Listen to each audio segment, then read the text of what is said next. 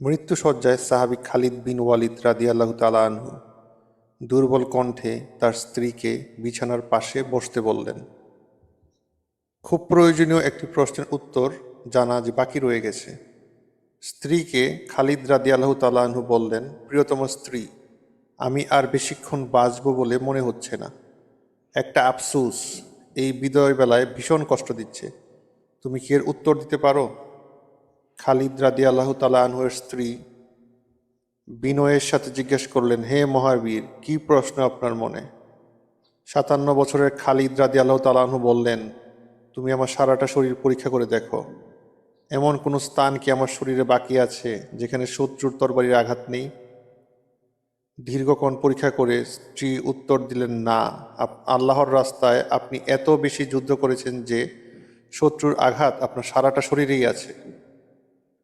খালিদ বিন ওয়ালিদ রাদিয়াল্লাহু তাআলা আনহু তখন দুঃখ আর আফসোস নিয়ে বললেন, আল্লাহর কসম, প্রতিটা জিহাদে আমার নিয়ত থাকতো আমি যেন ময়দানে শত্রুর আঘাতে মারা যাই, তাতে যেন শহীদের মর্যাদা পাই। কিন্তু আফসোস, দেখো আজ যুদ্ধের ময়দান মৃত্যু না হয়ে আমার মৃত্যু হচ্ছে আমারই বিছানায়।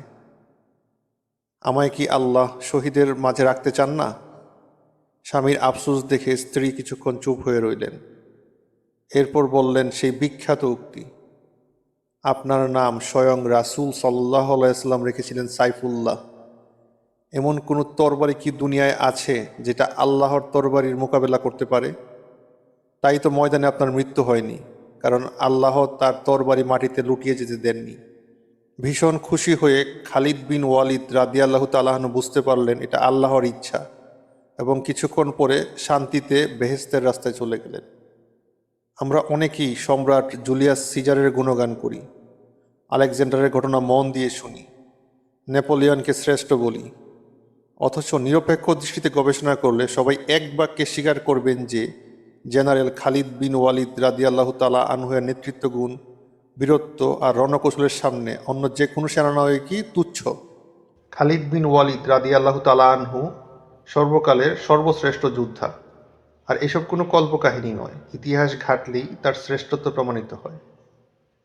এমন বীর সাহাবীদের জীবনী যেন আমাদের প্রতিদিনের পথ চলায় অনুপ্রেরণার উৎস হয়। আমাদের ইতিহাস, কৃষ্টি, ঐতিহ্যে ইসলামী ব্যক্তিত্ব এমনভাবে তুলে ধরা হয় না বিধায় ইসলাম আজ এতটা ক্ষতিগ্রস্ত।